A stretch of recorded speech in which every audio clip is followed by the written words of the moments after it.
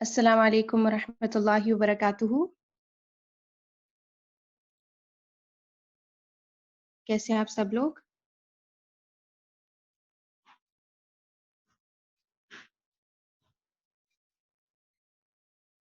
اعوذ باللہ من الشیطان الرجیم. بسم اللہ الرحمن الرحیم. رب اشرح لی صدری ویسر لی امری واحلل عقدۃ من لسانی یفقہوا قولی.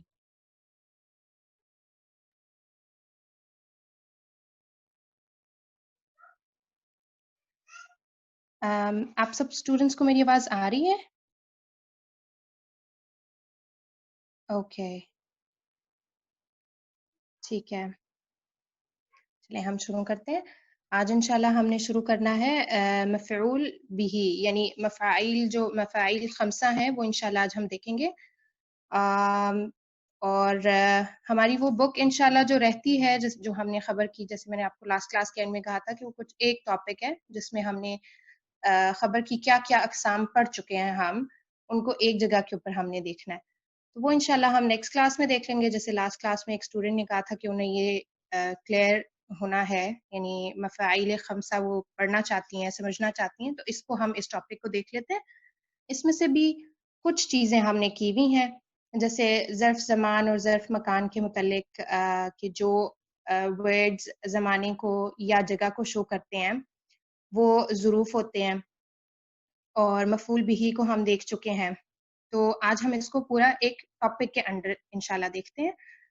تو ہمارے پاس مفعول کی 5 اقسام ہوتی ہیں، اور جیسے مفعول حالت نصب میں ہوتا ہے، جو مفعول بھی ہم پڑھ چکے ہیں ایک، وہ حالت نصب میں ہوتا ہے. اسی طرح جو 5 مفاعیل ہیں وہ تمام کے تمام منصوب ہوتے ہیں.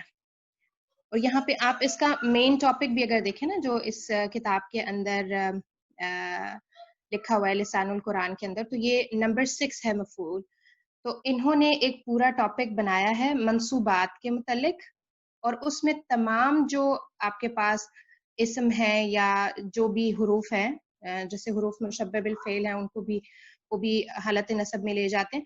تو جو بھی منصوبات ہیں ان کو انہوں نے اکٹھا کر لیا ہے ایک جگہ کے اوپر. تو یہ جو مفاعیل خمسہ ہیں یہ بھی منصوبات میں سے ہیں، کیونکہ یہ حالت نصب میں ہوتے ہیں ہمیشہ. ٹھیک، اس میں سب سے پہلے ہمارے پاس ہے مفعول بھی، جو کہ کیا ہوتا ہے کہ جب کوئی ایسا ورڈ ہوتا ہے جس کے اوپر فعل واقع ہوا ہو. جیسے ہمارے پاس یہاں پر ایک سینٹینس ہے، اکل ابراہیم التفاح. اس میں التفاح جو ہے وہ ہمارے پاس مفعول بھی ہے. جیسے فعل واقع ہوا ہے، ابراہیم نے سیب کھایا، تو یہ جو سیب ہے التفاح ہے، اس کے اوپر فعل واقع ہو رہا ہے، تو اس لیے اس کو ہم مفعول بھی کہتے ہیں. ضرب حامد محمودا، یہاں پہ بھی محمود جو ہے وہ مفعول ہے جس کے اوپر فعل واقع ہوا ہے، یعنی حامد نے مارا محمود کو. پھر نصر المسلمین، یہاں پہ ہم دیکھ سکتے ہیں کہ نصرہ کے اندر جو ہے وہ ہوا کی ضمیر ہڈن ہے جو کہ فاعل ہے، اور المسلمین جو ہے وہ ہمارے پاس مفعول بھی ہے. تو یہاں پر فاعل ظاہر نہیں ہے، وہ ضمیر کی صورت میں فعل کے اندر مستتر ہے. اور اسی طرح وعدل ولدینی، یہاں پہ بھی ہمارے پاس جو مفعول بھی ہے موجود ہے، جبکہ فاعل ذکر نہیں ہوا وہ مستتر ہے ضمیر کی صورت میں. اب ہم نے یہ بھی دیکھا کہ ہمارے پاس بعض دفعہ مفعول بھی ایک جملے کے اندر ایک اسم ہوتا ہے، اور بعض دفعہ ہمارے پاس 2 ورڈز بھی ہوتے ہیں جو کہ مفعول بھی ہوتے ہیں، ایک سے زائد مفعول بھی آتے ہیں ہمارے پاس سینٹینس میں. جیسے ہم دیکھ سکتے ہیں آتینا موسیٰ الکتاب، تو یہاں پر موسیٰ اور الکتاب یہ 2 مفاعیل ہیں اور مفعول بھی ہیں. آتینا ہم نے عطا کی، یعنی حضرت اللہ تعالیٰ نے حضرت موسیٰ علیہ السلام کو کتاب. تو موسیٰ اور کتاب یہ دونوں مفعول بھی ہیں، جبکہ آتینا نا یعنی نحن کی جو ضمیر ہے وہ اللہ تعالیٰ کی طرف جاری ہے اور فعل کے اندر موجود ہے یہ. اسی طرح حسب حامد محمودا عالما، حسیبہ بھی ایسا فعل ہے جو کہ اپنے ساتھ دو مفاعیل ڈیمانڈ کرتا ہے. تو حامد محمود عالما کہ اس نے گمان کیا، اس حامد نے سوچا، گمان کیا کہ جو محمود ہے وہ عالم ہے. تو اس طرح سے ہمارے پاس یہاں پر دو مفاعیل ہیں، محمودا عالما. اور اعطینا کالکوثر جو کہ ہماری ایک آیت ہے سورۃ الکوثر میں، یہاں پہ بھی ہم دیکھ سکتے ہیں کہ جو اعطینا ہے وہ ہمارے پاس فعل ہے، جبکہ کا اس کے ساتھ ایک اٹیچ ضمیر ہے جو کہ مفعول بھی ہے، اور الکوثر بھی مفعول بھی ہے. تو یہاں ہمارے پاس دو مفاعیل یہاں اکٹھے ہو گئے ہیں. ٹھیک. اب آگے یہ بتایا، اس ٹاپک میں ہمیں 3 پوائنٹس بتائے گئے ہیں کہ بعض دفعہ کیا ہوتا ہے کہ صرف مفعول بھی ذکر کیا جاتا ہے، فعل اور فاعل دونوں مقدر ہوتے ہیں. مقدر مطلب محذوف ہوتے ہیں لیکن پتہ ہوتا ہے، انڈرسٹوڈ ہوتا ہے. کیونکہ دیکھیں جو زبان بولنے والے ہوتے ہیں وہ قواعد سیکھ کے زبان نہیں بولتے. جیسے ہم اپنی مثال لیں، ہم میں سے کچھ لوگ اردو بہت اچھی سے جانتے ہیں، کچھ انگلش بھی جانتے ہیں، کوئی اور بھی زبان ہو سکتا ہے ہم لوگوں کی ہوتی ہیں، جیسے آپ کے ریجن کی کچھ پنجابی کچھ زبانیں ہوتی ہیں. تو ہم زبان اسی طرح بولتے ہیں، اور جب آپ بولتے ہو تو آپ کو اندازہ نہیں ہوتا کہ آپ بعض دفعہ کی چیزیں حذف کر رہے ہوتے ہو، لیکن اٹ سیلف وہ وہاں پہ موجود ہوتی ہیں. بولنے والے کو بھی پتا ہوتا ہے، سمجھنے والے کو بھی پتا ہوتا ہے. لیکن ہم چونکہ ایک زبان کو ایک پراپر طریقے کے ساتھ سیکھ رہے ہیں یہاں پہ عربی زبان کو، تو ہمیں یہ چیزیں فائنڈ آؤٹ کرنے میں، سمجھنے میں تھوڑا سا وقت لگتا ہے.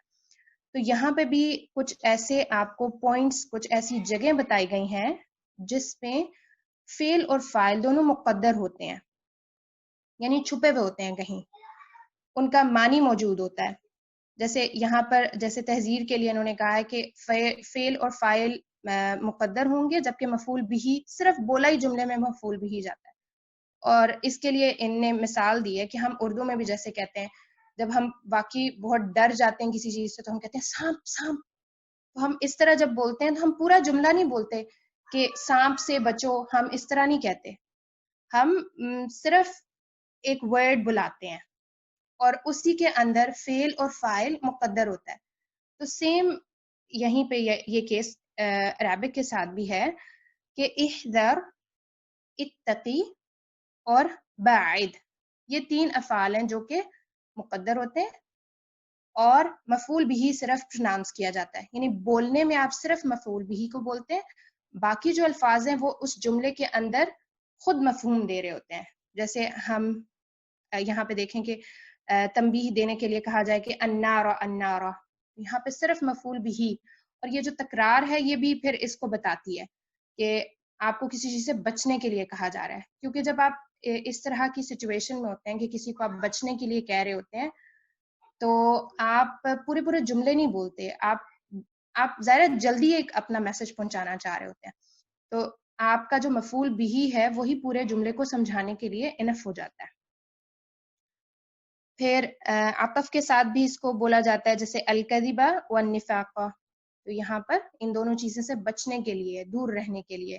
جیسے باعد کا بھی ایک فعل ہے جو کہ مقدر ہوتا ہے، تو دور رہنے کے لیے یہ دو چیزوں سے کہا جا رہا ہے، الکذب والنفاق. ٹھیک. اس کے بعد تیسرا اسلوب، یعنی آپ کو یہ 3 اسالیب بتائی جا رہی ہیں کہ ان 3 اسالیب میں جب آپ کو کوئی بھی چیز لکھی ہوئی یا سنیں گے آپ تو اس کا مطلب یہ کہ آپ اس سے بچ جائیں. ایک تو یہ ہے کہ آپ کو مفعول بھی یعنی حالت نصب میں، ہاں بالکل مفعول بھی یعنی حالت نصب میں ایک اسم کی ریپیٹیشن ملتی ہے.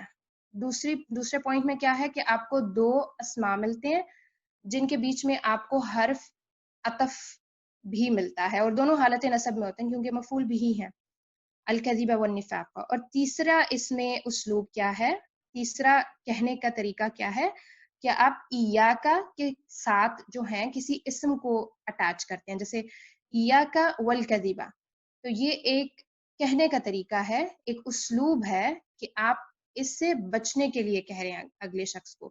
ایاکا والکذبہ کہ مطلب جھوٹ سے بچنے کا، جھوٹ سے بچنا چاہیے، اس جملے کو کہنے کا ایک طریقہ ہے، ایک اسلوب ہے جو عربی زبان میں استعمال کیا جاتا ہے. تو یہ 3 اسلوب ہمیں بتائے گئے ہیں جس میں مفعول بھی موجود ہوتا ہے لیکن فعل اور فاعل جو ہے وہ مقدر ہوتے ہیں، وہ لکھے ہوئے نہیں ہوتے، لیکن جب آپ بولتے ہیں یا سنتے ہیں تو پھر انڈرسٹوڈ ہوتا ہے کہ یہاں پر فعل اور فاعل بھی ہے، اور جو کہ اتقی، احذر اور بعد کی صورت میں موجود ہوگا۔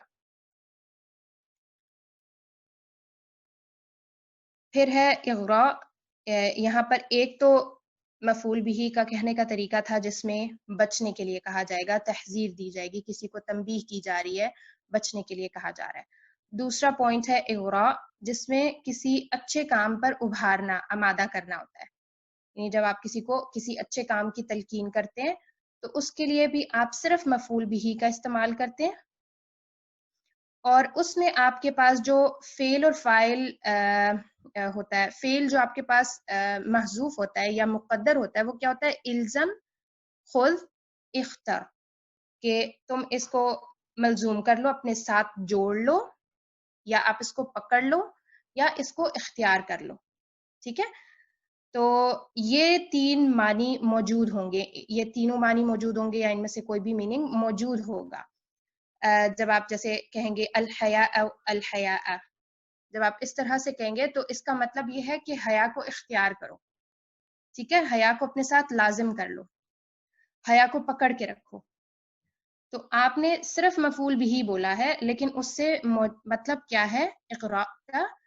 کہ آپ نے اچھے کام کے اوپر ابھارا ہے، اچھے کام کے کرنے کی تلقین کی ہے کسی شخص کو، ٹھیک ہے؟ اور الاجتہاد، الاجتہاد تو یہاں پر اجتہاد ہوتا ہے کوشش کرنا، تو کوشش کرنے کو لازم کر لو، کوشش کرنے کو اختیار کر لو، یہ میننگ اس کے اندر موجود ہوتے ہیں، اور یہ تکرار جو ہے نا وہ آپ کو بتاتی ہے کہ یہاں پر جو ہے ابھارنے کا میننگ موجود ہے اس کے اندر۔ پھر تیسرا پوائنٹ ہے اس کے اندر، یعنی جس میں ہمیں صرف مفعول بھی ملتا ہے اور فعل اس کے اندر نہیں ہوتا، نہیں، تیسرے میں پورا سینٹینس ہے ہمارے پاس۔ اچھا، اس کو ہم دیکھتے ہیں کہ اختصاص ہوتا ہے اس کے اندر، یعنی کسی بات کو کسی خاص فرد یا چیز کے ساتھ مخصوص کر دیتے ہیں۔ جیسے یہاں پہ ہم دیکھیں نحن معاشر الانبیاء لا نرث ولا نورث والصابرین فی البأساء والضراء وحین البأس، تو یہ یہاں پر ہے نا کہ ہم جو ہے وہ انبیاء کا مطلب انبیاء کے گروپ میں سے ہیں، نہ ہم وراثت کرتے ہیں نہ ہم وراثت لیتے ہیں۔ تو یہ جو معاشرہ ہے یعنی اس کے ساتھ ایک چیز کو اختصاص کیا گیا ہے، تو یہ یہاں پر حالت نسب میں مفعول بھی کے طور پہ آیا ہے معاشرہ۔ سیکنڈ سینٹینس میں الصابرین جو کہ حالت نسب میں ہے، اب یہ یہاں پر جو ہے وہ صبر کرنے والے لوگوں کا جو ایک گروپ ہے ان کے ساتھ ایک اختصاص ہو رہا ہے کہ صبر کرتے ہیں وہ صرف مشکل ٹائم میں صبر کرنے کی بات نہیں ہے، بلکہ فی البأساء والضراء وحین البأس، یعنی ہر سچویشن جو ان کو مل رہی ہے اس کے اندر وہ صبر کرنے والے ہیں۔ تو یہاں پر اختصاص ہو گیا، اور اختصاص میں جس ورڈ کو استعمال کیا گیا وہ حالت نسب میں جو کہ مفعول بھی ہے، تو یہاں پر اختصاص کے ساتھ جو بھی کوئی عمل ہے وہ ان لوگوں کے لیے اسپیسیفائڈ کیا ہوا ہے، ٹھیک ہے؟ جیسے یہ تو قرآن مجید میں بھی آتا ہے نا والصابرین فی البأساء والضراء وحین البأس، یہاں پہ بھی ہمیں فعل نہیں مل رہا جبکہ صرف مفعول بھی کا ذکر ہے جو کہ مختص کیا جا رہا ہے کہ یہ لوگ جو ہیں وہ صبر کرتے ہیں، ان کے اوپر تھوڑی مشکل آتی ہے، زیادہ مشکل آتی ہے، یا جس طرح کے بھی ان کے ساتھ حالات رہتے ہیں، یہ ہمیشہ صبر کا دامن اپنے ساتھ میں رکھتے ہیں۔ اوکے، ان کے علاوہ ان تین کیسز کے علاوہ کچھ ایسے مقامات ہیں جہاں پہ فعل اور فاعل کو محذوف کیا جاتا ہے، کیونکہ ان تین مقامات میں ہم دیکھ سکتے ہیں فعل اور فاعل موجود نہیں ہے، صرف مفعول بھی موجود ہے، ٹھیک ہے؟ اور فعل اور فاعل جو ہے وہ مقدر ہے، تو یہاں پہ جیسے اہلاً و سہلاً و مرحباً یہ تینوں بھی جو ہیں یہ مفعول بھی ہے، حالت نسب میں ہے، اور ان کے ساتھ بھی فعل اور فاعل نہیں بولا جاتا۔ جیسے اس کا پورا جو جملہ ہے وہ کیا ہے کہ اتیت اہلاً ووطئت سهلا وصادفت مرحبا. تو اس پورے جملے کو چھوٹا سا کر کے اہلاً و سہلاً و مرحباً کہا جاتا ہے کہ ویلکم کرنے کے لیے، ایک وارم ویلکم کے لیے یہ بولا جاتا ہے کہ آپ اپنوں میں آئے، نرم آسان راستہ طے کیا اور کشادہ مقام حاصل کیا. یہ پورا جملہ ہے جس کو 3 لفظوں کے اندر مطلب قید کر لیا جو کہ مفعول بھی ہیں تینوں کے تینوں. اس کے علاوہ غفرانک ربنا، یہ جیسے قرآن مجید میں بھی ہمیں ملتا ہے نا، غفرانک کا ورڈ آتا ہے صرف، تو اس میں صرف آپ کا پورا ایک جملہ ہوتا ہے، یعنی اس ایک غفران کے پیچھے آپ کا پورا جملہ ہوتا ہے کہ اے یا اللہ ہم آپ سے بخشش طلب کرتے ہیں، لیکن اس کو اسی اسلوب کے تحت مفعول بھی کو بولنا اور فعل فاعل کو محذوف کر دینا، اسی اسلوب کے تحت صرف مفعول بھی یعنی حالت نصب میں اس کو رکھ کے بولا جاتا ہے غفرانک ربنا، تیری بخشش، لیکن اس کے اندر پورا معنی موجود ہوتا ہے کہ اللہ تعالیٰ ہم آپ سے اپنی بخشش طلب کرتے ہیں. جیسے یہاں پہ آگے بھی لکھا ہوا ہے کہ نطلب غفرانک، کہ ہم طلب کرتے ہیں تیری بخشش، یعنی تیری طرف سے ہم اپنے لیے بخشش کو طلب کرتے ہیں. تو یہ ہمارے پاس پہلا ٹاپک کمپلیٹ ہوا مفعول بھی کا، جس میں سے کچھ پوائنٹس ہم نے دیکھے ہوئے تھے، اور فعل اور فاعل کو کس طرح سے حذف کر کے اور کن کن اسالیب کا استعمال کیا جاتا ہے، یہ آج ہم نے ایک نئی چیز دیکھی، جس میں ہمیں کچھ چیزیں قرآن مجید میں بھی استعمال ہوئی بھی ملتی ہیں، یعنی فعل اور فاعل کو حذف کر کے صرف مفعول بھی کا استعمال ہمیں قرآن مجید میں بھی ملتا ہے. اوکے، اب سیکنڈ ٹاپک ہے اس میں مفعول مطلق کا. مفعول مطلق جو ہے وہ مصدر ہوتا ہے، ٹھیک ہے، جو فعل آپ استعمال کریں، کیونکہ ظاہر مفعول جو ہے وہ جملہ فعلیہ میں استعمال ہوگا، کیونکہ مفعول کا استعمال جو ہے وہ ایک جملہ فعلیہ کے کانٹینٹس میں سے ہوتا ہے کہ ہمارے پاس فعل ہوتا ہے، فاعل ہوتا ہے، مفعول ہوتا ہے. تو مفعول بھی اور مفعول مطلق بھی، یہ بھی سب جو ہے یہ جملہ فعلیہ کے اندر آتے ہیں، جملہ فعلیہ کے حصے ہوتے ہیں. لیکن ہمارے پاس جو مفعول مطلق ہے وہ ایسا مفعول ہوتا ہے جو کہ مصدر ہوتا ہے، ٹھیک ہے. اب وہ مصدر جو ہے بعض دفعہ تاکید کے لیے آتا ہے، سٹریس دینے کے لیے آتا ہے، بعض دفعہ نوعیت بتانے کے لیے آتا ہے، اور بعض دفعہ تعداد کو شو کرنے کے لیے آتا ہے، ٹھیک ہے. تو یہاں پہ جیسے کچھ مثالیں ہیں کہ ضربتہ ضربن، کہ میں نے اسے مارا. اب یہاں پر یہ جو ضربن کا ورڈ ہے یہ مفعول مطلق ہے، جو کہ یہاں پہ سٹریس کو شو کر رہا ہے، تاکید کے لیے آیا ہوا ہے. اور ایک اور اس کا کلو ہے کہ جو فعل آپ کے پاس استعمال ہو رہا ہے نا، اسی فعل کا مصدر آپ استعمال کرتے ہیں آگے، ٹھیک ہے. جیسے آپ دیکھ سکتے ہیں کہ ضربہ فعل کا جو مصدر ہے وہ ضربن ہے، جو کہ ہمارے مجرد کے افعال میں سے ہے یہ. تو ضرب ضربن، ضرب یضرب ضربن، تو ضرب فعل ہے جس کا پھر ہم نے آگے جب مصدر استعمال کیا تو اس کو ہم کہیں گے کہ مفعول مطلق ہے، ضربتہ ضربن. اس کے بعد نیکسٹ مثال جو ہمیں قرآن مجید میں ملتی ہے، کلم اللہ موسیٰ تکلیما. کلمہ فعل ہے اور تکلیماً تاکید کے لیے استعمال ہوا ہے. اور یہاں پہ ہم دیکھ سکتے ہیں کہ جیسے یہ باب تفعیل ہے نا، مزید کے ابواب میں سے ہے. تو کلمہ یکلم تکلیماً، تو جو کلمہ فعل ہے اسی کا آگے مصدر استعمال ہوا، یعنی اگر آپ مجرد والے افعال میں سے کوئی فعل یوز کریں تو آپ اسی کا مصدر استعمال کریں گے. اگر آپ فعل جو ہے وہ مزید میں سے کوئی آپ نے باب افعال لیا ہے، جیسے ہم مثال لے لیتے ہیں انزلہ، ہم اگر کہیں گے انزلہ ہم کسی سینٹینس میں استعمال کریں تو اس میں جب ہم مفعول مطلق استعمال کریں گے تو انزالن، افعل یفعل افعال، پھر ہم نے اس کو حالت نصب میں رکھنا ہے. اور حالت نصب میں کیوں رکھنا ہے؟ کیونکہ وہ مفعول ہے، اس وجہ سے وہ ہمیشہ حالت نصب میں آئے گا، ٹھیک ہے. تو انزلہ سے انزالن، کلمہ سے تکلیمن، استغفر سے استغفارن، ٹھیک ہے. تو جو آپ باب استعمال کریں، جس باب کا فعل آپ استعمال کریں، اسی باب کا مصدر آپ نے استعمال کرنا ہے. یہ نہیں کہ آپ مجرد کا فعل استعمال کر لیں اور لے آئیں آپ مصدر جو ہے وہ مزید کے ابواب میں سے. اس طرح نہیں ہوتا. جو فعل آپ یوز کر رہے ہیں جس بھی باب میں سے اس کا تعلق ہے اسی سے پھر آپ نے اس کا مصدر استعمال کرنا ہے جو کہ مفعول مطلق ہوگا اور حالت نصب میں ہوگا. ٹھیک. اب ضرب السارق ضربا شدیدا.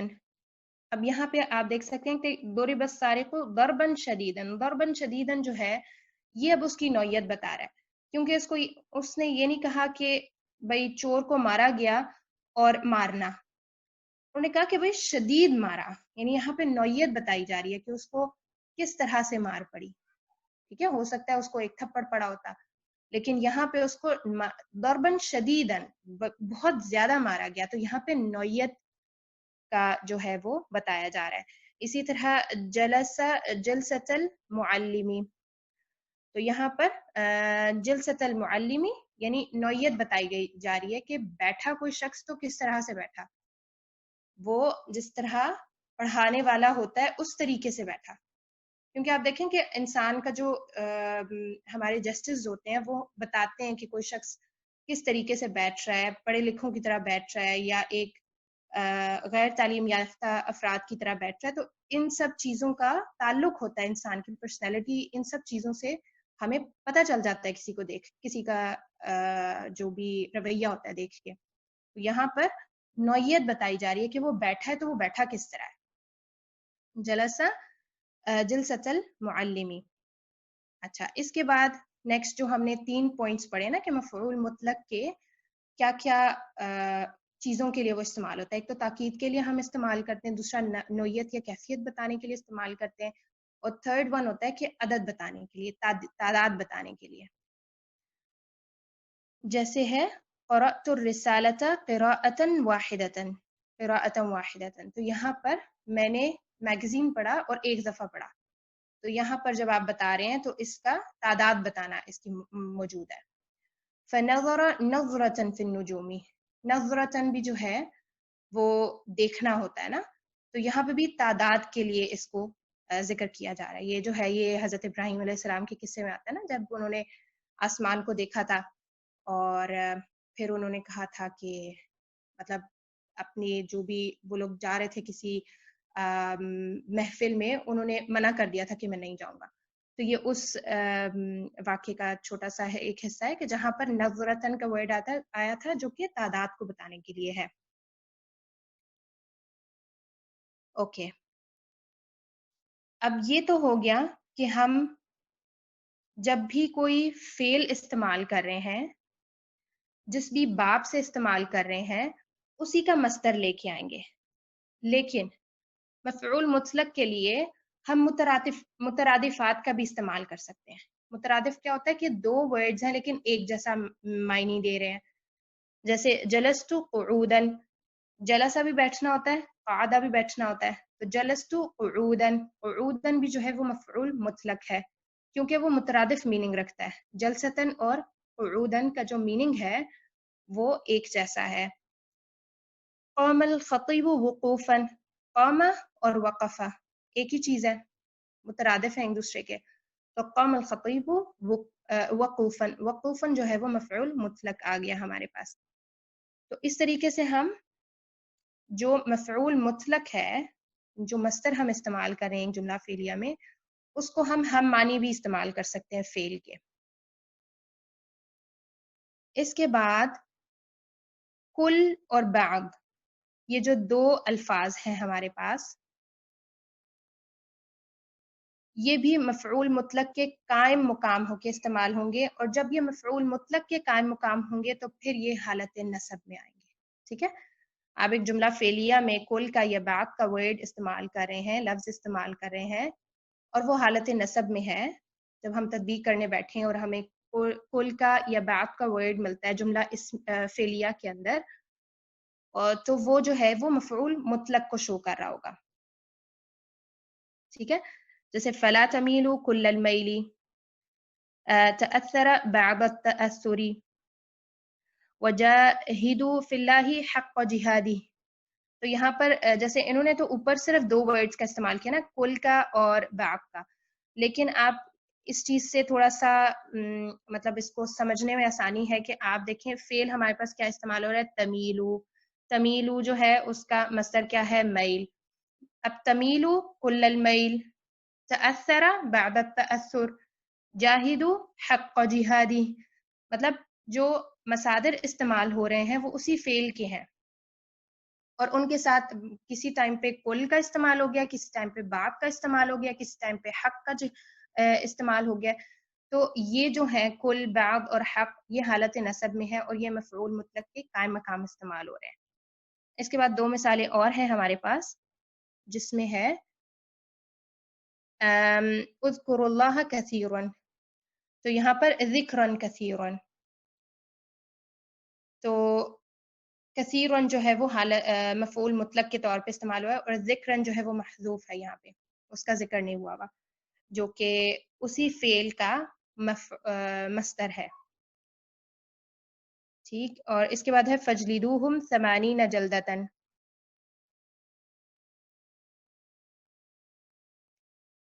تو یہاں پہ بھی ہم دیکھ سکتے ہیں کہ ان کو 80 کوڑے مارو. تو یہاں پہ جلدتن جو ہے یہ مفعول مطلق ہے. اب یہاں پہ یہ بتا رہے ہیں نا کہ بعض دفعہ مفعول مطلق کا ذکر ہوتا ہے اور باقی تمام کا تمام جملہ محذوف ہو جاتا ہے. بالکل ویسے کیس ہے جیسے ابھی ہم پڑھ کے آئے مفعول بہ میں کہ الجہاد الاجتہاد الاجتہاد، اس میں فعل فاعل محذوف ہو گیا.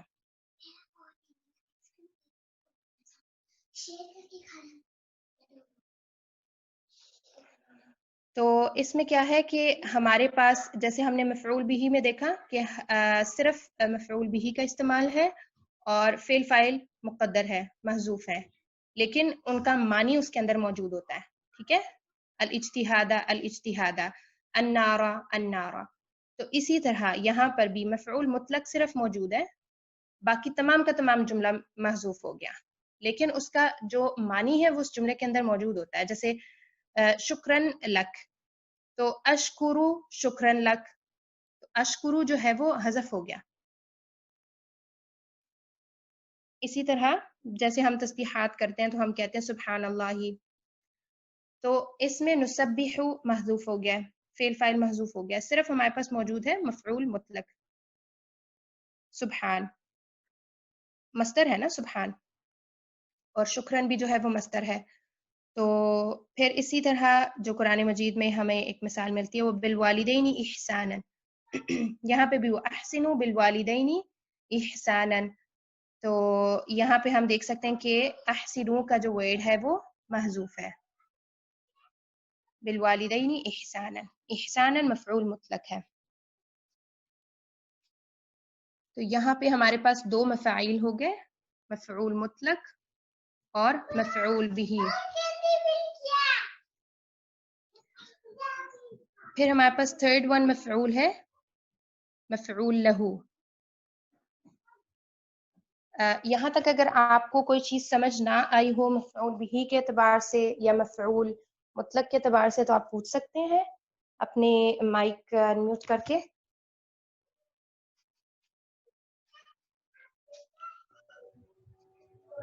السلام علیکم ورحمۃ اللہ وبرکاتہ. وعلیکم السلام ورحمۃ اللہ وبرکاتہ. جی ایک ڈاؤٹ ہے لیکن جو سلی ہے بس، یہ مصدر یعنی جو روٹ ورڈ ہے اس کو کہہ رہے ہیں نا یہ لوگ، مطلب نہیں نہیں نہیں، مصدر ڈفرینٹ ہوتا ہے. روٹ ورڈز تو ہمارے پاس مادہ ہوتے ہیں نا، جیسے اذکروا سے ذال کاف اور را، یہ مادہ ہے. لیکن جو مصدر ہوتا ہے نا وہ جس کے اندر فعل کا جو نام ہوتا ہے نا اس کو مصدر کہا جاتا ہے. جیسے 8 باب ہے مجرد کے، ہاں مجرد کے ہر باب کے اندر ایک مصدر موجود ہوتا ہے. جیسے ہم یہاں پہ دیکھ سکتے ہیں نا کہ کلمہ جو ہے وہ باب تفعیل ہے، تو فعل یفعل تفعیل، تفعیل مصدر ہے. افعل یفعل افعال، افعال مصدر ہے.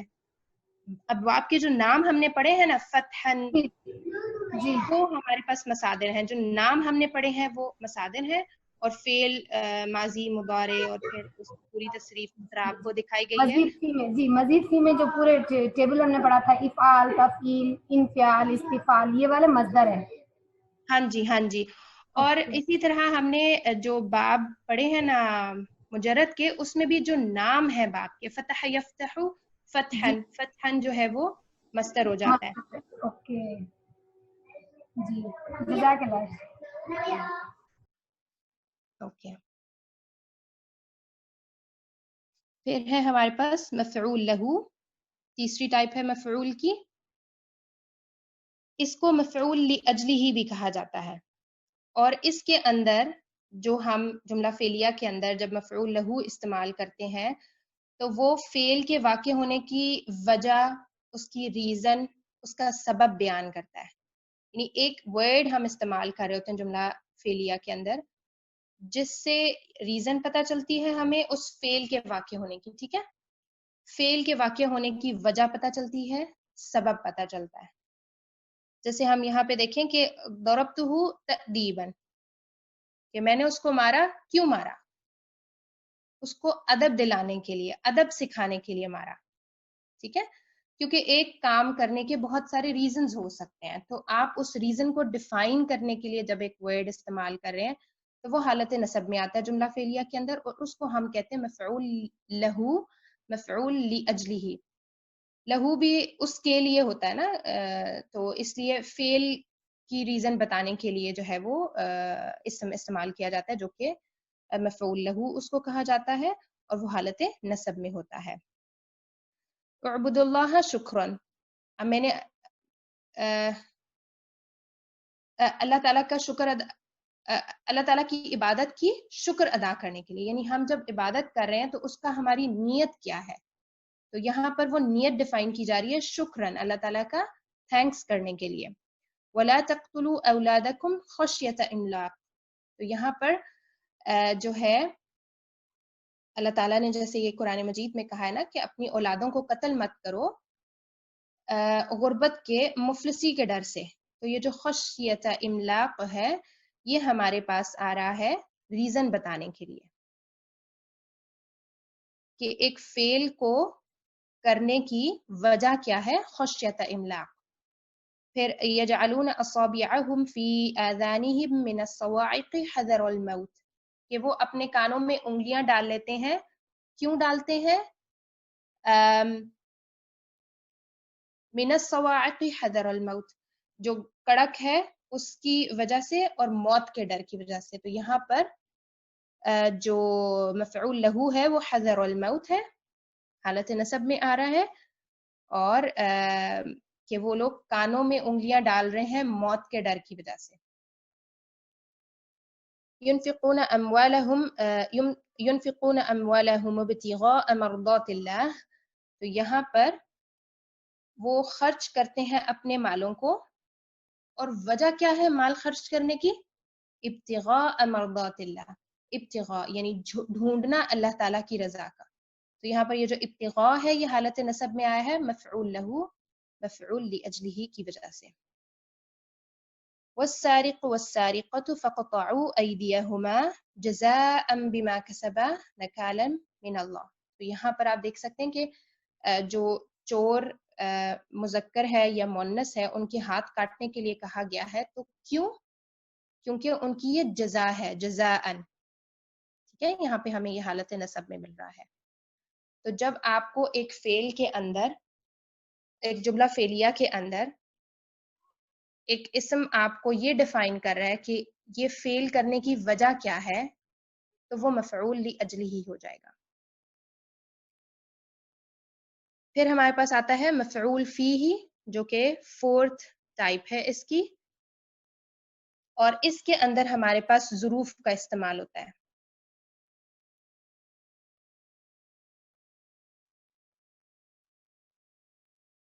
اب یہاں پر فعل کے واقع ہونے کی جگہ یا وقت کو ظاہر کرنے کے لیے ہم جن الفاظ کا استعمال کرتے ہیں وہ مفعول فیہ ہوتے ہیں. اور ظاہر ہے ہم جب جگہ کا استعمال کریں گے تو پھر ہم کہیں گے کہ ہم ظرف مکان کا استعمال کر رہے ہیں، اور جب ہم وقت کا استعمال کرنے کے لیے کسی بھی لفظ کو استعمال کرتے ہیں اس میں جملے کے اندر تو وہ ظرف زمان ہوتا ہے. تو بیسکلی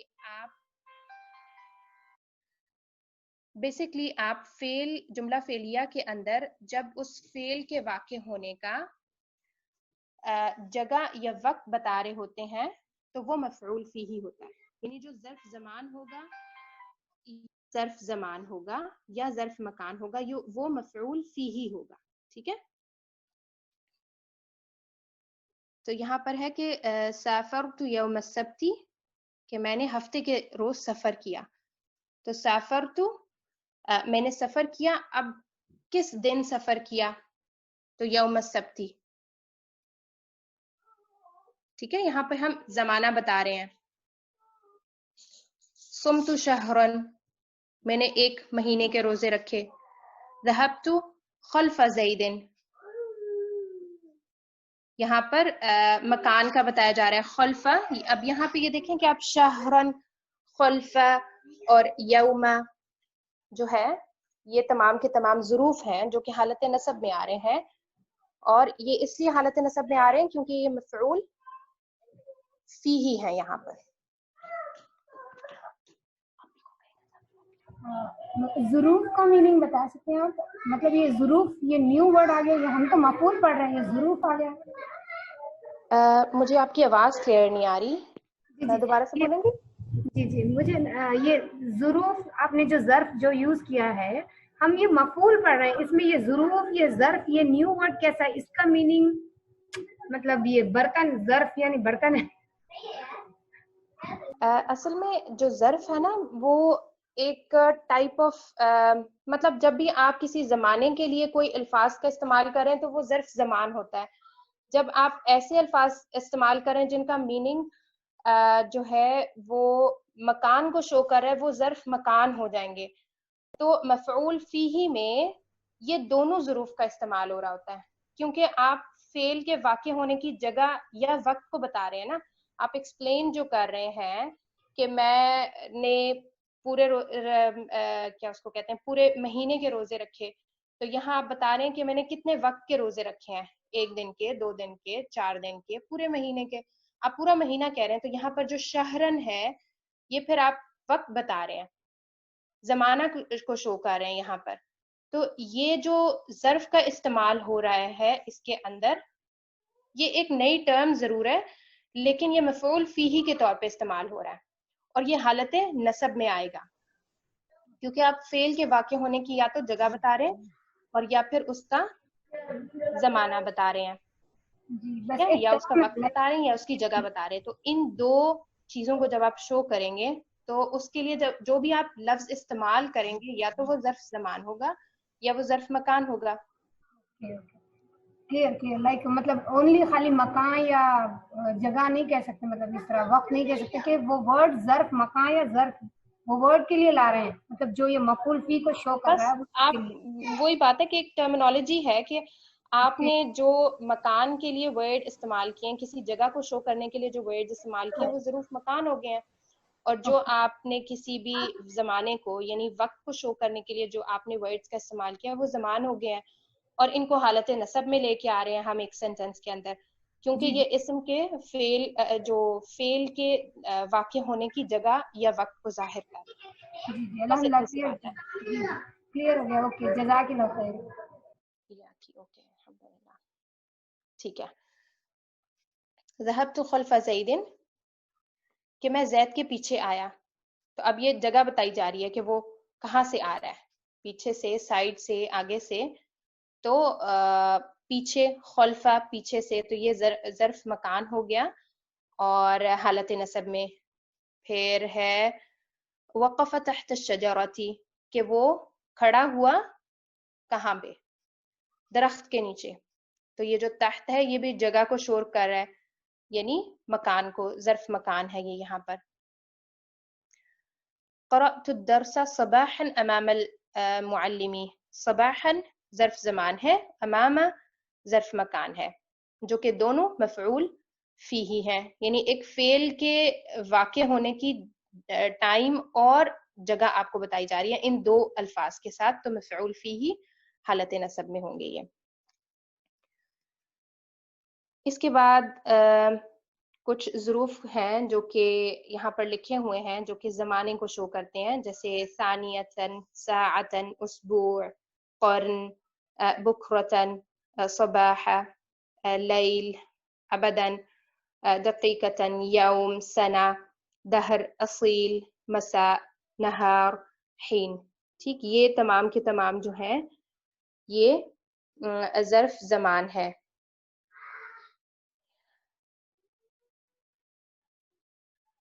اوکے، اب یہاں پہ نیچے انہوں نے ایک پوائنٹ بتایا ہے کہ یہ تمام جو ظروف زمان ہے یہ حرف جر اگر ان کے اوپر داخل نہیں ہوتا تو یہ حالت نصب میں ہوتے ہیں ہمیشہ. ٹھیک ہے، اور اگر ان کے اوپر یہ اگر مضاف کی صورت میں نہ ہو تو پھر یہ تنوین کے ساتھ آتے ہیں، کیونکہ مضاف جو ہے وہ بغیر تنوین کے ہوتا ہے. تو بغیر مضاف کے ہوں گے تو پھر ان کے اوپر تنوین ہوگی. جیسے ہمارے پاس جو اوپر اگزامپلز ہیں اگر اس میں ہم دیکھیں تو ہم اس پوائنٹ کو زیادہ کلیئر سمجھ سکتے ہیں کہ سافرت یوم السبت، یہاں پر ہمارے پاس یوم جو ہے وہ مفعول فیہ ہے لیکن مضاف کے طور پہ آ رہا ہے، اس لیے ہم نے تنوین نہیں ڈالی. ٹھیک، صمت شہرن، شہرن بغیر مضاف کے آیا ہے اس لیے ہم نے اس کے اوپر تنوین ڈالی ہے. تو بات صرف اتنی سی ہے کہ جب یہ ظروف مضاف کی صورت میں آئیں گے تو بغیر تنوین کے ہوں گے، اگر یہ مضاف نہیں ہے تو پھر ان کے اوپر تنوین آئے گی. جیسے خلف زیدن تیسرے سینٹینس میں ہمارے پاس ہے، تو خلفہ جو ہے وہ کیونکہ مضاف ہے اس لیے یہاں پر بغیر تنوین کے آ رہا ہے. تحت الشجرۃ، یہاں پر بھی تحت جو ہے وہ مضاف ہے اس لیے یہ تنوین کے ساتھ نہیں ہے. تو مضاف ہوگا تو ایک فتحہ، مضاف نہیں ہے تو پھر تنوین ہوگی. اور اگر ان کے پیچھے ہمیں کوئی بھی حرف جر نہیں مل رہا تو جو ظروف زمان ہے وہ ہمیشہ حالت نصب میں ہوں گے.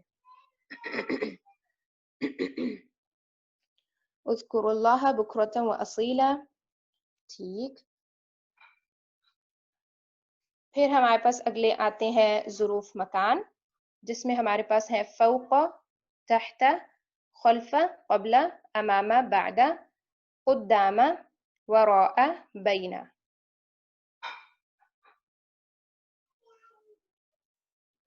اوکے، یہ ہمارے پاس ظروف مکان آ گئے ہیں.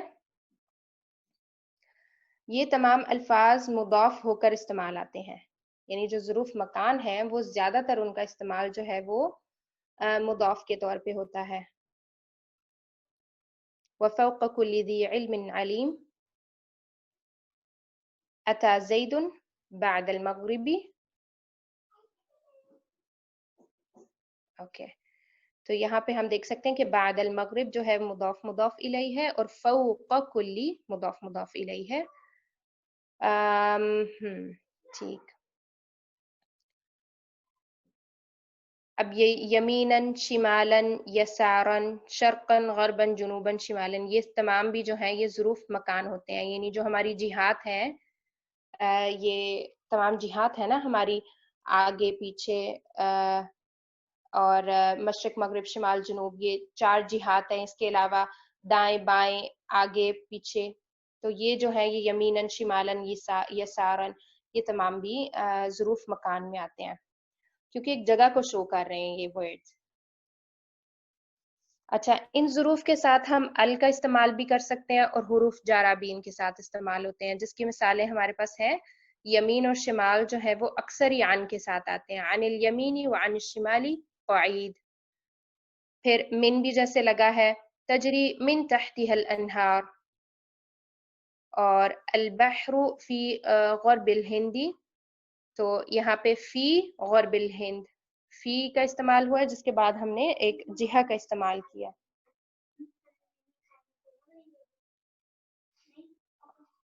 اوکے، تو ان ظروف کا استعمال الف لام کے ساتھ بھی ہو سکتا ہے اور ان سے پہلے ہمارے پاس حروف جارہ کا بھی استعمال ہوتا ہے، یہ جو ظروف مکان ہم پڑھے ہیں.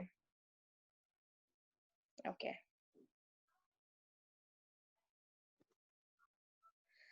اور کچھ ایسے ظروف ہیں جو کہ ایک اسپیسیفک جگہ کو شو کرتے ہیں، ان کے ساتھ نارملی فی کا استعمال ہوتا ہے، جیسے دار ہے، بیت ہے، مسجد ہے، مدرسہ ہے، تو یہ فی کے ساتھ استعمال ہوتے ہیں. مکہ، مکہ بھی یہاں پر یہ کچھ الفاظ ایسے استعمال ہوئے ہیں جو کہ فی کے ساتھ استعمال ہوتے ہیں. لیکن بعض دفعہ یہ فی کے بغیر بھی استعمال ہوتے ہیں. کچھ ایسے فعل ہیں جن کے ساتھ جب ان الفاظ کا استعمال ہوتا ہے تو یہ بغیر فی کے بھی استعمال ہوتے ہیں. تو جب بغیر فی کے استعمال ہوں گے تو ظاہر ہے یہ حالت نصب میں ہوں گے، کیونکہ یہ مفعول فی ہی ہے اس وجہ سے.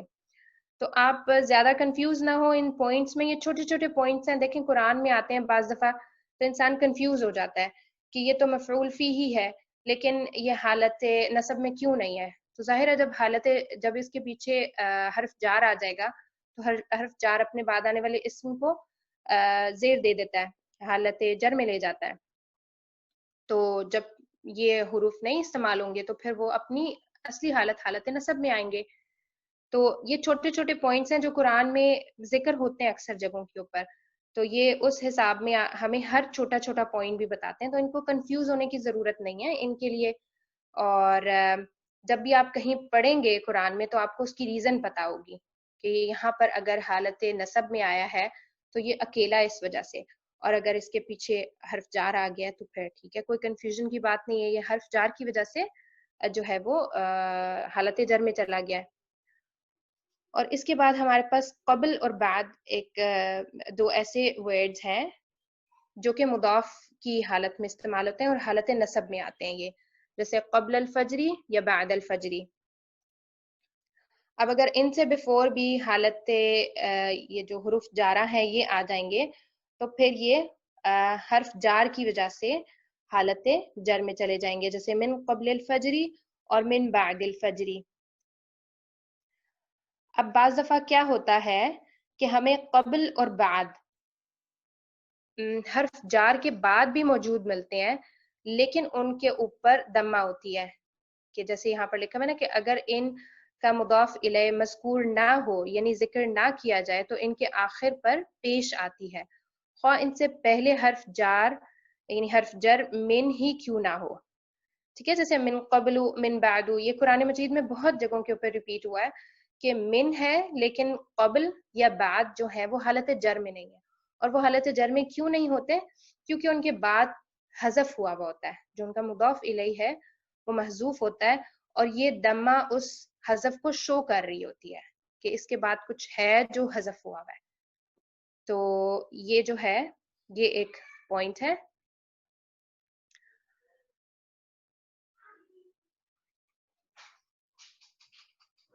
پھر ہمارے پاس ہے حیثو، ظرف مکان ہے اور ظرف مکان اور زمان کے لیے بھی آتا ہے. اس کے آخر میں ہمیشہ پیش ہوتی ہے. فَكُلَا مِنْ حَيْثُ شِئْتُمَا وَلَا تَقْرَبَا هَذِهِ الشَّجَرَةَ. تو یہ حیثو کا جو ورڈ ہے یہ ہمیشہ مضموم ہوتا ہے. ٹھیک ہے، اور یہ زمان اور مکان دونوں کے لیے شو ہوتا ہے کیونکہ یہ ایک ایسا ورڈ ہے جو کہ دونوں چیزوں کا مفہوم اپنے اندر لیتا ہے. اوکے، یہ ہمارا چوتھا مفعول ہو گیا، مفعول فیہ. پھر اس کے بعد لاسٹ ون ہے جو کہ بہت ہی کم استعمال ہوتا ہے، جس کا استعمال آپ کو بہت ہی ریئر ملے گا، اور اس کو کہا جاتا ہے مفعول معہ. اور اس میں آپ کے پاس جو ہے نا ایک واو کا استعمال ہوتا ہے اس مفعول کے بیفور، اور اس مفعول کے بیفور جو ہے وہ واو معیت کا استعمال ہوتا ہے، اور اس کے بعد آپ کو جو اسم ملتا ہے وہ حالت نصب میں ملتا ہے، منصوب ملتا ہے. اور واو معیت کیا ہوتی ہے کہ ساتھ کا میننگ ہوتا ہے، معیت مع سے ہے اور ساتھ کا میننگ ہوتا ہے. مجھے پلیز 1 منٹ دیں گے، میں ابھی واپس آتی ہوں.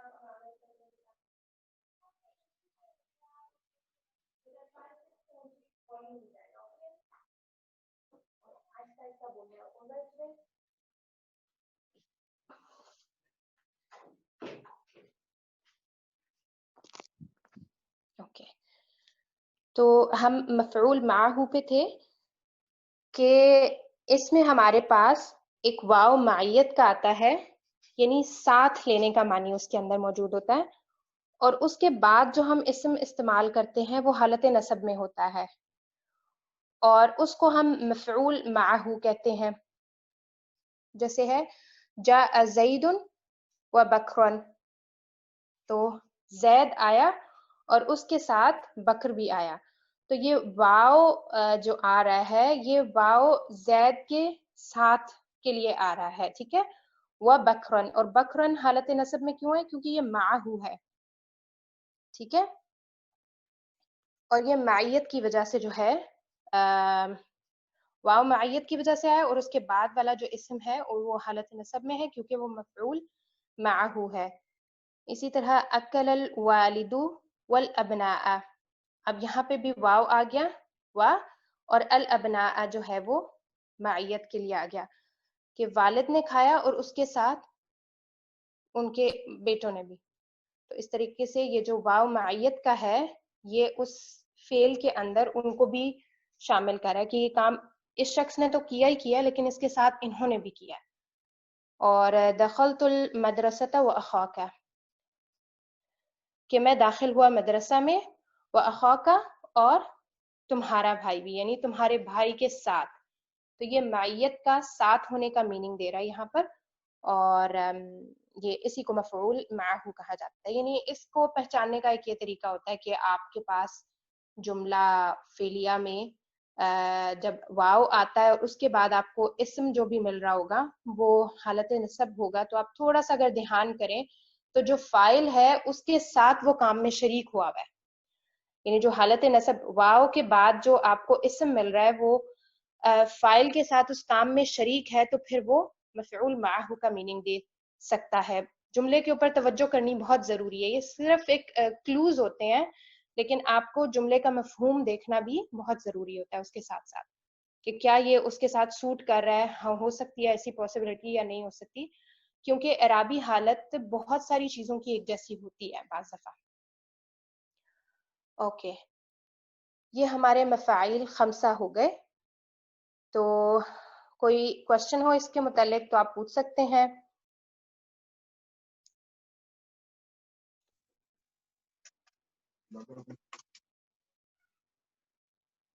السلام علیکم میم. جی وعلیکم السلام. میم پاور چلے گیا تھا اس لیے میں سن نہیں پائی میم تھوڑا اسٹارٹنگ میں. ہاں جی، تو یہ مطلق سے میں نہیں اٹینڈ کر پائی میم. ظرف اوکے، اس کی مکان ریکارڈنگ ہوگی، آپ ریکارڈنگ سنیے گا. اس کے بعد اگر آپ کو کوئی بھی چیز سمجھ نہ آئی تو آپ اگلی کلاس میں بھی پوچھ سکتی ہیں، آپ گروپ میں بھی وائس میسج کر کے پوچھ سکتی ہیں. تو مفعول مطلق جو ہے ہمارے پاس ہوتا ہے جب بھی ہم کوئی فعل استعمال کرتے ہیں اور اسی فعل کا مصدر ہم آگے استعمال کر رہے ہوتے ہیں، تو وہ جو مصدر ہوتا ہے وہ مفعول مطلق ہوتا ہے. جب ایک جملہ فعلیہ کے اندر ہم کسی فعل کا استعمال کرتے ہیں اور اسی فعل کا سیم فعل کا مصدر ہم آگے استعمال کرتے ہیں تو وہ جو مصدر ہے وہ مفعول مطلق ہوتا ہے. اب اس مصدر کو بتانے کی ہمارے پاس 3 ریزنز ہوتی ہیں. بعض دفعہ تو ہم اس کو سٹریس دینے کے لیے بتا رہے ہوتے ہیں، تاکید کے لیے، بعض دفعہ ہم اس کی نوعیت بتا رہے ہوتے ہیں، اور بعض دفعہ ہم اس کا عدد یعنی اس کا نمبر بتا رہے ہوتے ہیں. تو یہ 3 وجوہات ہوتی ہیں جس کی وجہ سے ہم اس فعل کو اس کا جو مصدر ہے وہ ہم استعمال کرتے ہیں. جیسے کلم اللہ موسیٰ تکلیماً، یہاں پر ہم تاکیدی طور پہ استعمال کریں. یہ تکلیماً کا جو ورڈ ہے یہ اللہ تعالیٰ نے تاکید کے لیے استعمال کیا کہ اللہ تعالیٰ نے موسیٰ علیہ السلام سے بات کی تکلیماً، بات کرنا. اس تکلیماً کا مطلب ہے بات کرنا، اور یہ یہاں پر تاکید کے لیے استعمال ہوا ہے. تو جب بھی آپ کسی فعل کا استعمال کرتے ہیں اور اس کے بعد آپ کے پاس وہ سیم فعل سے مصدر کا استعمال ہو رہا ہوتا ہے تو وہ جو مصدر ہوتا ہے وہ مفعول مطلق ہوتا ہے، ٹھیک ہے. اور وہ ہم یا تو تاکید کے لیے استعمال کرتے ہیں یا نوعیت کے لیے اور یا تعداد کے لیے. اس میں کچھ اور پوائنٹس بھی ہیں جو انشاءاللہ آپ ریکارڈنگ سنیے گا. ریکارڈنگ سننے کے بعد آپ کو جو بھی چیز نہ سمجھ آئی تو آپ مجھ سے پوچھ لیجیے گا. میم پریویس زوم نہیں تھا اس لیے وہ لنک تھا. ابھی ریکارڈنگ کہاں جانا معلوم نہیں میم. وہ میں بات کرتی ہوں ایڈمن سے کہ وہ گروپ میں آپ کو لنک بھیج دیں جس سے آپ پھر ریکارڈنگ سننے کے لیے آپ کو میسر ہو جائے وہ ریکارڈنگ. اوکے میم جزاک اللہ خیرا. یا کی اوکے. کسی کا کوئی اور سوال ہے؟ جی آج ہم نے یہ جو ٹاپک پڑھی ہے مفعول والی یہ پارٹ 1 میں ہے یا پارٹ 2؟ ایکچولی میرے پاس نا ہارڈ مطلب بک ہے میں اس میں سے یوزلی دیکھ لیتی ہوں ریویژن کے لیے. تو یہ پارٹ 1 میں تھا یا پارٹ 2؟ پارٹ 1 میں اتنا ڈیٹیل نہیں مل رہا مجھے. اصل میں یہ جو مفاعیل خمسہ ہیں یہ مجھے تو لگتا ہے کہ آسان والی کتاب میں نہیں ہے. یہ لسان القرآن میں ہے اور میرے پاس اس کا ایک ہی ہے والیوم. اس کی جو اردو والی کتاب ہے میرے پاس اس کا پورا ایک والیوم جی ہے اور اس میں یہ ہمارے پاس یہ آپ دیکھ سکتے ہیں اوپر 210 پیج اور نمبر ہاں 210 211 29 کے اوپر آپ کو مل جائے گا یہ لسان القرآن. انشاءاللہ. بالکل آخر میں ایک انہوں نے لمبا سا ٹاپک دیا ہوا ہے منصوبات کا ٹاپک دیا ہوا ہے. اس کے اندر انہوں نے تمام جو منسوب کرنے والے ہیں نا جی اسماء جی وغیرہ جو بھی ہیں ان سب کا انہوں نے اکٹھا ذکر کیا ہوا ہے. یہ اسی کے اندر ہے. جی جی انشاءاللہ میں دیکھ لوں گا. جزاک اللہ خیر. یا کی کوئی اور کچھ پوچھنا چاہتا ہے؟ اس میں سارے منصوب کی حالت میں آتے ہیں میم. اس میں ہمیں کیسا معلوم ہوگا یہ مفعول ما ہے یہ مفعول بھی ہے یہ ظرف زمان ہے؟ اس میں اصل میں یہ ہے کہ مفعول بھی وہ سینٹینس کے اندر جب بھی کسی کے اوپر کام کیا جائے گا یعنی جس کے اوپر فعل واقع ہو رہا ہے جس اسم کے اوپر فعل واقع ہو رہا ہے وہ مفعول بھی ہوتا ہے. مفعول مطلق جو ہے وہ ایکچولی مصدر ہوتا ہے. جملہ فعلیہ کے اندر آپ کو جب مصدر کا استعمال مل رہا ہوتا ہے اور زیادہ تر وہ جو مصدر ہوتا ہے وہ سیم فعل سے ہوتا ہے یعنی جس فعل کو آپ جملہ فعلیہ میں استعمال کر رہے ہوتے ہیں اسی فعل کا ایگزیکٹ مصدر جو ہے وہ آپ کو سینٹینس کے اندر ملتا ہے جو کہ مفعول مطلق ہوتا ہے. اور مفعول لہو میں جو ہے آپ کو ریزن بتائی جاتی ہے فعل یعنی کام کرنے کی ریزن بتائی جاتی ہے. جیسے وَلَا تَقْتُلُوا أَوْلَادَكُمْ خَشْيَةَ إِمْلَاقٍ تم اپنی اولادوں کو قتل مت کرو مفلسی کے ڈر سے. تو یہاں پر یہ جو مفلسی کا ڈر ہے یہ وجہ ہے. مفعول لہو میں وجہ اور سبب کا بیان ہوتا ہے. فیل کرنے کی وجہ اور سبب کا بیان ہوتا ہے. ٹھیک ہے. آپ اللہ تعالیٰ منع کر رہے ہیں قتل کرنے سے. قتل کرنے سے اللہ تعالیٰ کیوں منع کر رہے ہیں یعنی اس کے پیچھے ریزن کیا ہے کہ لوگ جو قتل کرتے ہیں اپنی اولادوں کو اس کے پیچھے ایک ریزن یہ ہے کہ خشیت املاق وہ اپنی مفلسی کی ہم ان کو کھلائیں گے کہاں سے پلائیں گے کہاں سے اس ڈر کی وجہ سے وہ قتل کریں. تو یہ جو خشیت املاق یہ ریزن ہے قتل کرنے کی ایک فعل کو کرنے کی جو ریزن ہے وہ مفعول لہو ہوگا.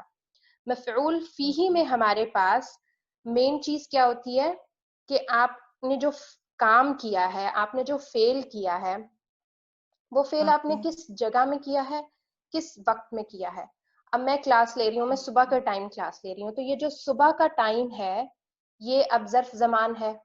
ٹھیک ہے. میرے اس فعل کے اندر پڑھانے کے اندر جو صبح کا وقت ہے یہ مفعول فیہ ہے. ٹھیک ہے. صباحا. اسی طرح سافرت یوم السبت میں نے سفر کیا ہفتے کے دن میں. تو اب یہ جو فعل ہے سفر کرنا یہ کس وقت کے اندر ہو رہا ہے. ٹھیک ہے. یوم السبت سیٹرڈے کے دن میں ہو رہا ہے. تو یہ یہاں پر مفعول فیہ ہو گیا. مفعول فیہ میں آپ کے پاس ظروف ہوتے ہیں جو بھی آپ فعل کر رہے ہو وہ آپ کس ٹائم میں کر رہے ہو یا پھر کس جگہ پہ کر رہے ہو. یہ دو چیزیں آپ کو ڈیفائن کری ہوتی ہیں. ظرف زمان یا ظرف مکان ہوتے ہیں جو کہ مفعول فیہ ہوتے ہیں اور یہ حالت نصب میں ہوتے ہیں. اس کے بعد ہمارے پاس فیہ کے بعد جو لاسٹ آتا ہے وہ مفعول معہ ہوتا ہے. مفعول معہ میں کیا چیز ہے کہ آپ کے پاس واو معیت آتا ہے, یہ واو ساتھ لینے کے میننگ میں آتا ہے. اچھا اس میں کیا ہوتا ہے کہ ایک جو فیل کیا جا رہا ہے, ظاہر ہے وہ فیل کرنے والا کوئی فائل تو موجود ہے نا, جو بھی فیل ہو رہا ہے وہ کسی کام کرنے والے نے کیا ہے, تو وہ جو فائل ہے اس کے ساتھ ایک اور دوسرا بھی موجود ہوتا ہے جس کو ہم مفعول معہ کہتے ہیں, جیسے جاء زید و بکران, ٹھیک ہے, تو زید آیا اور اس کے ساتھ بکر بھی آیا. تو یہاں پر یہ جو بکرن ہے یہ ایک شخص ہے جو کہ زید کی معیت میں ایک کام کر رہا ہے, زید کے ساتھ ہو کے ایک کام کر رہا ہے. تو یہاں پر بکرن جو ہے یہ مفعول معہ ہے, یعنی ایک فعل کو کام کرنے کا فائل کے ساتھ ہو کے کام کر رہا ہے, ٹھیک ہے. اکل الوالد والابناء, الوالد فاعل ہے اور ان کی معیت میں ان کے بیٹے بھی کھا رہے ہیں, تو واو معیت کے بعد یہ جو ہمارے پاس الابناء ہے یہ مفعول معہ ہے. تو یہ ہمارے پاس 5 مفاعیل ہیں اس طرح سے. اب سمپل فائنڈ آؤٹ کرنا بولے تو مفعول ما میں واو آتا ہے, ایسے ہمیں امیجن کر سکتے ہیں نا میم. ہاں یہ آپ کا ایک کلو ضرور ہو سکتا ہے کہ آپ دیکھ سکتے ہیں کہ آپ کے پاس واو معیت کا ہے اور اس کے بعد جو اسم ہے وہ حالت نصب میں ہے, تو پھر آپ اس جملے کے مفہوم کو تھوڑا سا سمجھنے کی کوشش کریں تو آپ کو پتہ چل سکتا ہے کہ یہ مفعول معہ ہے, مطلب کلو ہے, یہ واو آپ کے پاس ایک کلو ضرور ہے کہ فائنڈ آؤٹ کر سکتے ہیں, لیکن اس کا استعمال کم ہوتا ہے. اوکے میم, جزاک اللہ خیرا. اوکے پھر بھی میں وہ آڈیو سنوں گی میم, صرف ایک بار سننے سے وہ دماغ میں نہیں بیٹھتا. ہاں نہیں آپ تھوڑا بالکل آڈیو سنیں, اس کے بعد آپ کو کوئی بھی پرابلم ہوگی تو انشاءاللہ میں آپ کو ایکسپلین کر دوں گی, کوئی مسئلہ نہیں. جی میم, جزاک اللہ خیرا میم. اوکے. سبحانك اللهم وبحمدك نشهد أن لا إله إلا أنت نستغفرك ونتوب إليك. السلام عليكم ورحمة الله وبركاته.